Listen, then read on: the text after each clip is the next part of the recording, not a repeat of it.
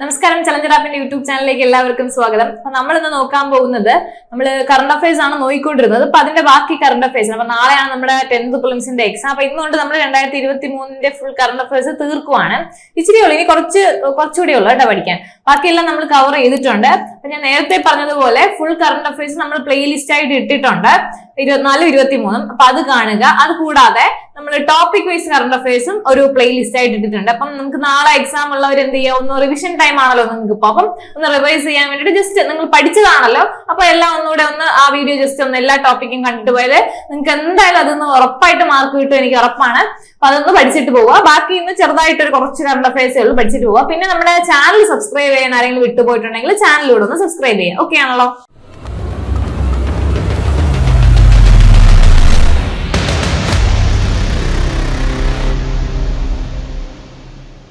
അപ്പൊ ഒന്നാമത്തെ ചോദ്യം, ഐക്യരാഷ്ട്ര സംഘടന 2023 എന്ത് വർഷമായാണ് ആചരിക്കുന്നത്? ഉത്തരം ചെറുധാന്യങ്ങളാണ്. അപ്പൊ UN, അതായത് ഐക്യരാഷ്ട്ര സംഘടന ഓരോ വർഷവും ഓരോ ഇയർ ആയിട്ട് ആചരിക്കാറുണ്ട്. അപ്പൊ ഇത്തവണ 2023 എന്തായിട്ടാണ് ആചരിച്ചത്? ചെറുധാന്യങ്ങൾ, അല്ലെങ്കിൽ എന്താണ്, international year of millets. International year of millets എന്നാണ് ചെറുധാന്യങ്ങളെ പറയുന്നത്. ഓക്കെ ആണല്ലോ? അപ്പൊ 2023 എന്തായിരുന്നു? മില്ലറ്റ്സ്. ഓക്കെ, അല്ലെങ്കിൽ ചെറുധാന്യങ്ങൾ. മലയാളത്തിൽ PSC ചോദിക്കുമ്പോൾ മില്ലറ്റ്സ് എന്ന് ചോദിക്കില്ല, ചിലപ്പോൾ മില്ലറ്റ്സ് എന്ന് ചോദിക്കുക, അല്ലെങ്കിൽ ചെറുധാന്യങ്ങൾ. അപ്പൊ 2024 എന്തുവായിരുന്നു എന്ന് ചോദിച്ചാല് ഒട്ടക വർഷം, അല്ലെങ്കിൽ camel year, international year of camel എന്ന് പറയും. അപ്പൊ നമുക്ക് ഒട്ടക വർഷം എന്നും പറയാം. ഇപ്പൊ 2024 ക്യാമൽ ആയിരുന്നു, 2023 ചെറുധാന്യങ്ങൾ അല്ലെങ്കിൽ മില്ലറ്റ്സ് ആണ്. അപ്പൊ ഇനി വരാനുള്ളത് 2025 ആണ് അല്ലെ? അപ്പൊ 2025 നമ്മൾ രണ്ടെണ്ണമായിട്ട് നോക്കുന്നുണ്ട്. ഐക്യരാഷ്ട്ര സംഘടന 2 വർഷങ്ങളായിട്ട് ആചരിക്കുന്നുണ്ട്. ഒന്നെന്ന് പറയുന്നത് international year of quantum science and technology. എന്താണ്? International year of quantum science and technology ആണ് ഒന്നാമത്തത്. കൂടാതെ ഇന്റർനാഷണൽ ഇയർ ഓഫ് കോർപ്പറേറ്റീവ്സ്. 2025 രണ്ടെണ്ണമായിട്ട് അവർ ആചരിക്കുന്നത്. ഒന്ന് ഏതാണ്? International year of quantum science and technology. മറ്റൊന്ന് എന്താണ്? International year of cooperatives. അപ്പൊ 2023 എന്തായിരുന്നു? ചെറുധാന്യങ്ങൾ, അല്ലെങ്കിൽ international year of millets. 2024 camel, അല്ലെങ്കിൽ ഒട്ടക വർഷം. ഇതുപോലെ നമ്മൾ പലപ്പോഴും പല ക്വസ്റ്റ്യൻസിൽ കുറെ ചോദിക്കുന്ന ഒരു ക്വസ്റ്റ്യൻ ആണ്, എന്താണ്? നെല്ല് വർഷം, പയറു വർഷം, അങ്ങനെയൊക്കെ ചോദിക്കും. അപ്പൊ ഈ ഇന്റർനാഷണൽ പയറു വർഷം ഏതാണ്?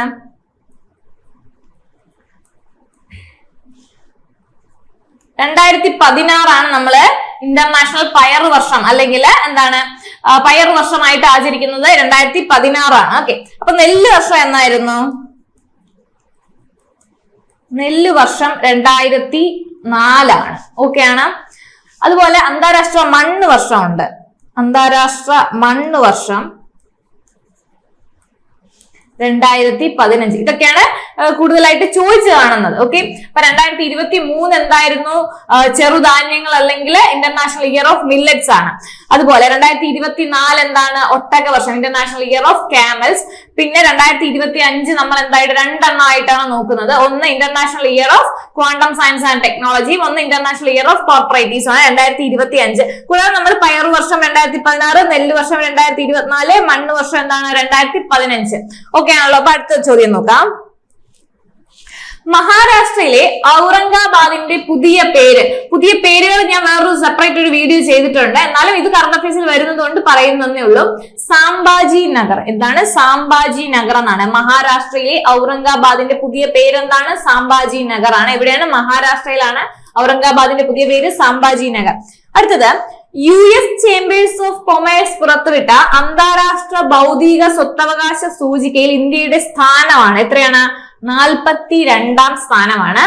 US ചേംബേഴ്സ് ഓഫ് കൊമേഴ്സ് പുറത്തുവിട്ട അന്താരാഷ്ട്ര ബൗദ്ധിക സ്വത്തവകാശ സൂചികയിൽ ഇന്ത്യയുടെ സ്ഥാനം എത്രയാണ്? 42 ആണ്. അടുത്ത 2023 കടമ്മനിട്ട പുരസ്കാര ജേതാവ് ആരാണ്? പ്രഭാവർമ്മ. ആരാണ്? പ്രഭാവർമ്മ. അടുത്തത്, കേന്ദ്ര സ്റ്റാറ്റിസ്റ്റിക്കൽ ഓഫീസ് കണക്ക് പ്രകാരം 2022-23 സാമ്പത്തിക വർഷം ഇന്ത്യ കൈവരിക്കുന്ന വളർച്ച എത്ര ശതമാനമാണ്? 7%. ഓക്കെയാണ്, 7%.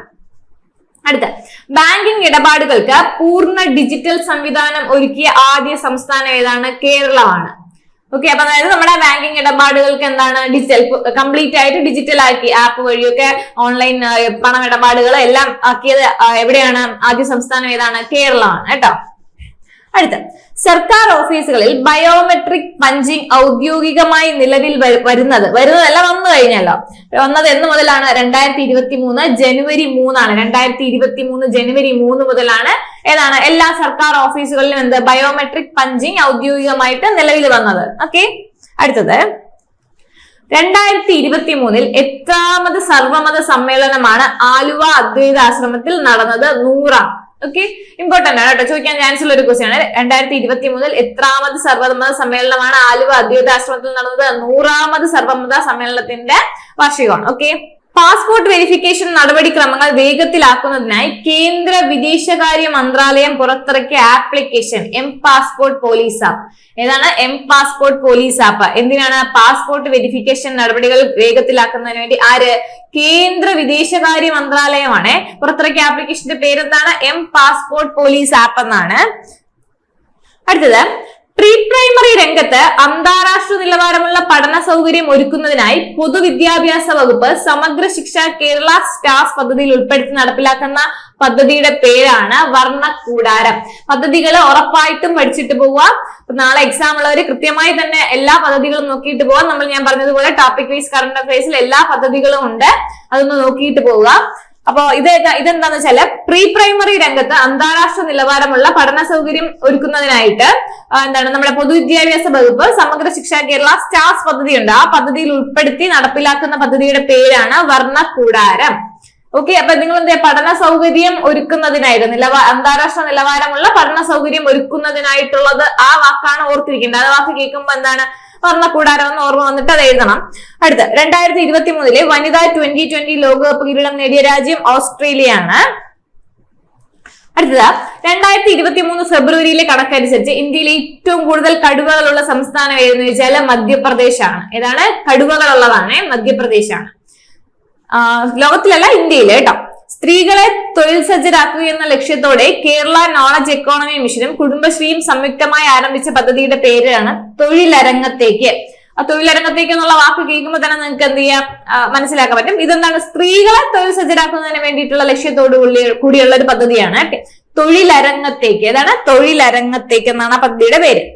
അതുപോലെ തന്നെ അടുത്ത ചോദ്യം, 2023 ഫെബ്രുവരിയിൽ ടൂറിസത്തിലൂടെ വനിതാ ശാക്തീകരണവും പെൺകുട്ടികളുടെ ഉന്നമനവും ലക്ഷ്യമിട്ട് UN വുമണുമായി ധാരണാപത്രത്തിൽ ഒപ്പിട്ട ഇന്ത്യൻ സംസ്ഥാനം ഏതെന്ന് ചോദിച്ചാൽ ഏതാണ്? കേരളമാണ്. ഓക്കെയാണ്. അടുത്ത, 2023 ഫെബ്രുവരിയിൽ കേരളത്തിൽ ആദ്യമായി സേവനാവകാശ നിയമം നടപ്പിലാക്കിയ സർവകലാശാല ഏതാണ്? കേരള സർവകലാശാലയാണ്. എന്താണ്? 2023 ഫെബ്രുവരിയില് കേരളത്തിൽ ആദ്യമായി സേവനാവകാശ നിയമം നടപ്പിലാക്കിയ കേരള സർവകലാശാല എന്ന് വെച്ചാല് കേരള സർവകലാശാലയാണ്. UPI ലൈറ്റ് ഫീച്ചർ ആദ്യമായി അവതരിപ്പിച്ച ഓൺലൈൻ പേയ്മെന്റ് ബാങ്ക് ആണ് പേടിഎം പേയ്മെന്റ് ബാങ്ക്. പേയ്മെന്റ് ബാങ്കുകൾ നമുക്കറിയാം. അതില് എന്താണ്? UPI ഫീച്ചർ നമുക്കുണ്ട്, ഫോണിലൊക്കെ ഉണ്ട്, അറിയാലോ. അതിന്റെ UPI ലൈറ്റ് ഫീച്ചർ ആദ്യമായിട്ട് അവതരിപ്പിച്ച ഓൺലൈൻ പേയ്മെന്റ് ബാങ്ക് ഏതെന്ന് വെച്ചാൽ പേടിഎം പേയ്മെന്റ് ബാങ്ക് ആണ്. ഇന്ത്യയിൽ ആദ്യമായി കടലിൽ കാറ്റാടിപ്പാടം ഒരുക്കി വൈദ്യുതി ഉൽപ്പാദിപ്പിക്കാനുള്ള പദ്ധതി നടപ്പിലാക്കുന്നത് എവിടെയെന്ന് വെച്ചാൽ തിരുവനന്തപുരത്ത് വിഴിഞ്ഞമാണ്. എങ്ങനെയാണ്? കടലിലാണ്. കടലിൽ കാറ്റാടിപ്പാടം ഒരുക്കി വൈദ്യുതി ഉൽപ്പാദിപ്പിക്കുന്നതിനുള്ള പദ്ധതി നടപ്പിലാക്കുന്നത് എവിടെയാണ്? വിഴിഞ്ഞത്ത്, തിരുവനന്തപുരത്തെ വിഴിഞ്ഞത്താണ്. അടുത്ത ചോദ്യം, ഇന്ത്യയിൽ ആദ്യമായി ലിഥിയം ശേഖരം കണ്ടെത്തിയത് എവിടെയാണ്? ജമ്മു കാശ്മീർ. ഇമ്പോർട്ടന്റ് ആണ്. ലിഥിയം ശേഖരം എവിടെ? ഇന്ത്യയിൽ ആദ്യമായിട്ട് ലിഥിയം ശേഖരം കണ്ടുപിടിച്ചത് എവിടെയാണെന്ന് ചോദിച്ചാൽ എവിടെയാണ്? ജമ്മു കാശ്മീർ. ഇമ്പോർട്ടന്റ് ആയിട്ടുള്ള കറണ്ട് അഫയേഴ്സ് ക്വസ്റ്റ്യൻ ആണ് കേട്ടോ. 2023 ഫിഫ ക്ലബ് ലോകകപ്പ് കിരീടം നേടിയ ക്ലബ് ഏതാണ്? റയൽ മാഡ്രിഡ് ആണ്. 2023 ആണ് കേട്ടോ. കേരളത്തിലെ അംഗനവാടി ജീവനക്കാർക്കായിട്ടുള്ള ഇൻഷുറൻസ് പദ്ധതി എന്താണ്? അങ്കണം. നമ്മളിത് സർക്കാർ പദ്ധതികൾ പഠിച്ചപ്പോ പറഞ്ഞതാണ്. കേരള അംഗനവാടി ജീവനക്കാർക്കുള്ള ഇൻഷുറൻസ് പദ്ധതിയാണ് അങ്കണം. അങ്കണം അങ്ങനെ ഓർത്തു വെക്കാൻ പറഞ്ഞിരുന്നു. അടുത്ത്, കേരള സർക്കാർ ടാക്സി കാറുകൾക്ക് ഏർപ്പെടുത്തിയ നികുതി നിരക്ക്. കേരള സർക്കാർ ടാക്സി കാറുകൾക്ക് ഏർപ്പെടുത്തിയ നികുതി നിരക്ക് എത്രയാണ്? 5%. ഓക്കെ, 5%. എല്ലാവർക്കും നേത്ര ആരോഗ്യം എന്ന ലക്ഷ്യത്തോടെ കേരളത്തിലെ എല്ലാ കുടുംബങ്ങളെയും കാഴ്ച പരിശോധനയ്ക്ക് വിധേയമാക്കുന്ന പദ്ധതിയാണ് നേർക്കാഴ്ച. അതിൽ തന്നെ ഒരു കാഴ്ചയുണ്ട്, അത് വെച്ചിട്ട് നിങ്ങൾക്ക് എഴുതാൻ പറ്റണം. എല്ലാവർക്കും നേത്ര ആരോഗ്യം എന്ന ലക്ഷ്യത്തോടുകൂടി കേരളത്തിലെ എല്ലാ കുടുംബങ്ങളെയും കാഴ്ച പരിശോധനയ്ക്ക് വിധേയമാക്കുന്ന പദ്ധതിയുടെ പേരെന്താണ്? നേർക്കാഴ്ച. ഓക്കെയാണ്. അടുത്തത്, 2023 ലോക ഹിന്ദി സമ്മേളനം നടക്കുന്ന രാജ്യം ഏതാണ്? ഫിജിയാണ്. ലോക ഹിന്ദി സമ്മേളനം ഇപ്പോ 2023 കാര്യമാണ് പറയുന്നത്. 2023 ലോക ഹിന്ദി സമ്മേളനം നടക്കുന്ന രാജ്യം ഏതാണ്? ഫിജി. ഓക്കെ. 2023 പ്രേം നസീർ ചലച്ചിത്ര ശ്രേഷ്ഠ പുരസ്കാര ജേതാവ് ഇന്നസെന്റ് ആണ്. 2023 പ്രേം നസീർ ചലച്ചിത്ര ശ്രേഷ്ഠ പുരസ്കാര ജേതാവ് ഇന്നസെന്റ് ആണ്. 2023 ഫെബ്രുവരിയിൽ Mannuthy veterinary and animal science college ക്യാമ്പസിൽ നടക്കുന്ന സംസ്ഥാന ക്ഷീര സംഗമത്തിന് നൽകിയിരിക്കുന്ന പേരാണ് എന്ത്? പടവ്. എവിടെയാണ്? മണ്ണുത്തിയിലെ നമ്മുടെ വെറ്റിനറി യൂണിവേഴ്സിറ്റി ഉണ്ടല്ലോ, അവിടെ veterinary and animal science college ക്യാമ്പസിൽ നടക്കുന്ന സംസ്ഥാന ക്ഷീര സംഗമത്തിന് നൽകിയിരിക്കുന്ന പേരെന്താണ്? പടവ് എന്നാണ് കേട്ടോ. ഈ പദ്ധതികള് ഒത്തിരി ഉണ്ട്. ഓരോ മാസവും ഒത്തിരി പദ്ധതികൾ ഇറങ്ങുന്നുണ്ട്. അപ്പൊ നിങ്ങൾ എന്ത് ചെയ്യുക? കറക്റ്റ് ആയിട്ട് എല്ലാം ഫോളോ ചെയ്താൽ മാത്രമേ കിട്ടുള്ളൂ.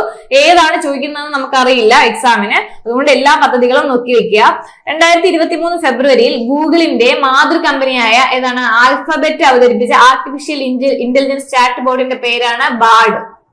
ഓക്കെ. അത് നമ്മുടെ കമ്പ്യൂട്ടറിന്റെ കറണ്ട് അഫയേഴ്സുമായിട്ട് ബന്ധപ്പെട്ട് വരുന്നതാണ്. ചിലപ്പോൾ അത് ചോദിക്കാൻ ചാൻസ് ഉണ്ട്. 2023 ഫെബ്രുവരിയിൽ ഗൂഗിളിന്റെ മാതൃ കമ്പനി ഏതാണ്? ആൽഫബറ്റ് എന്ന് നമുക്കറിയാം. ആൽഫബറ്റ് അവതരിപ്പിച്ച ആർട്ടിഫിഷ്യൽ ഇന്റലിജൻസ് ചാറ്റ് ബോർഡിന്റെ പേരാണ് ബാർഡ്. ഓക്കെ.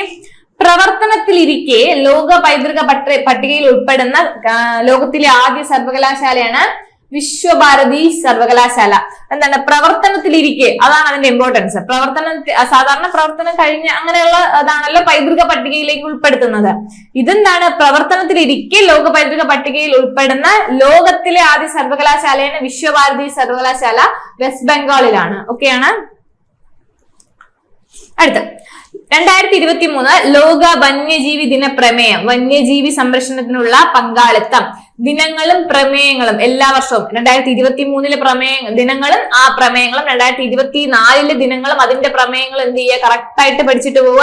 ആ വീഡിയോ അതിൽ ചെയ്തിട്ടുണ്ട്. നിങ്ങൾക്ക് ആ പ്ലേലിസ്റ്റ് നോക്കിയാൽ തന്നെ ദിനങ്ങളും പ്രമേയങ്ങളും എന്നും പറഞ്ഞിട്ടൊരു വീഡിയോ ഉണ്ട്. അത് നോക്കിയാൽ നിങ്ങൾക്ക് കിട്ടും. അത് ഇമ്പോർട്ടന്റ് ആയിട്ട് പോവാ. ഇത്രയും കാര്യങ്ങൾ ഈ 2023-24 നമ്മൾ കറണ്ട് അഫയേഴ്സും ഈ ടോപ്പിക് വൈസ് കറണ്ട് അഫയേഴ്സും കിട്ടിയാൽ തന്നെ നിങ്ങൾക്ക് ഇപ്പൊ 20 ക്വസ്റ്റ്യൻ ചോദിക്കുകയാണെങ്കിൽ ഒരു 18-17 എണ്ണമെങ്കിലും അതിൽ നിന്ന് കിട്ടും, ഉറപ്പാണ്.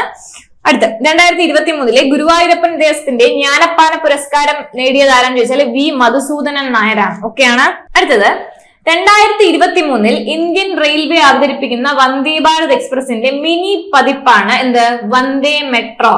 നമുക്ക് വന്ദേ ഭാരതിനെ പറ്റി അറിയാം. വന്ദേ ഭാരതിന്റെ ഒരു മിനി പതിപ്പാണ് എന്ത്? 2023 മിനി പതിപ്പാണ് എന്ത്? വന്ദേ മെട്രോ. എപ്പോഴാണ്? 2023 ഇന്ത്യൻ റെയിൽവേ അവതരിപ്പിക്കുന്ന വന്ദേ ഭാരത് എക്സ്പ്രസിന്റെ മിനി പതിപ്പിന്റെ പേരെന്താണ്? വന്ദേ മെട്രോ.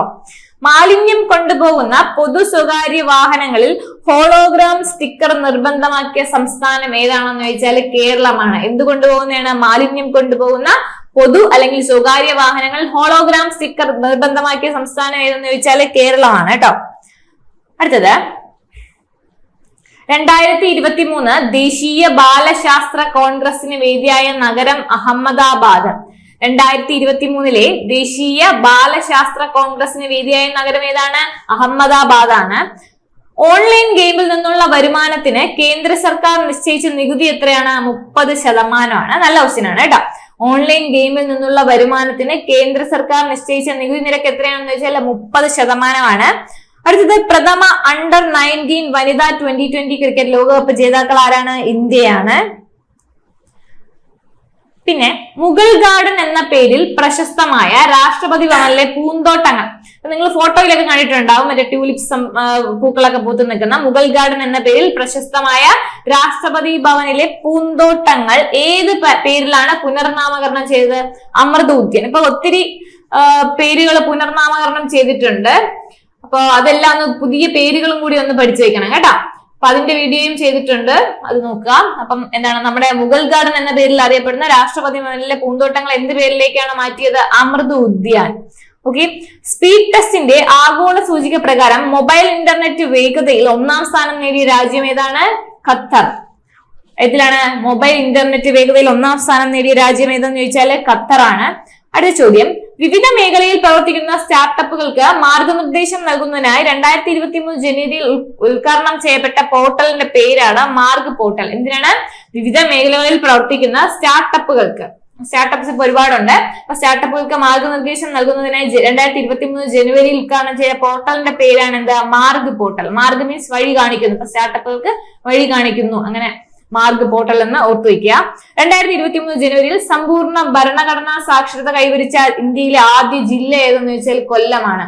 എന്താണ് സമ്പൂർണ്ണ ഭരണഘടനാ സാക്ഷരത കൈവരിച്ച ഇന്ത്യയിലെ ആദ്യ ജില്ല ഏതാണ്? നമ്മുടെ കൊല്ലമാണ്. അടുത്തത് പരിസ്ഥിതി സംരക്ഷണം, സ്ത്രീ സുരക്ഷ, മനുഷ്യാവകാശ സംരക്ഷണം എന്നിവയ്ക്കായി പ്രശസ്ത കവയിത്രി സുഗതകുമാരി നടത്തിയിട്ടുള്ള പ്രവർത്തനങ്ങൾ ജനങ്ങളിലേക്ക് എത്തിക്കുക എന്ന ലക്ഷ്യത്തോടെ സുഗതവനം പദ്ധതി നടപ്പിലാക്കുന്നത് എവിടെയാണ്? ആറന്മുളയിലാണ് കേട്ടോ. അപ്പൊ സുഗതകുമാരി ടീച്ചറിന്റെ എന്താണ് പണ്ട് നടത്തിയിട്ടുള്ള പ്രവർത്തനങ്ങള് ജനങ്ങളിലേക്ക് എത്തിക്കുക എന്ന ലക്ഷ്യത്തോടു കൂടി ഉണ്ടാക്കിയ ഒരു പദ്ധതിയാണ് സുഗതവനം. അത് എവിടെയാണ്? ആറന്മുളയാണ്. ഓക്കെ, അത് നടപ്പിലാക്കുന്നത് ആറന്മുളയാണ്. 2023 ദേശീയ ശാസ്ത്ര ദിനത്തിന്റെ പ്രമേയം ആഗോള ശാസ്ത്ര ലോകക്ഷേമത്തിനായി കേട്ടോ.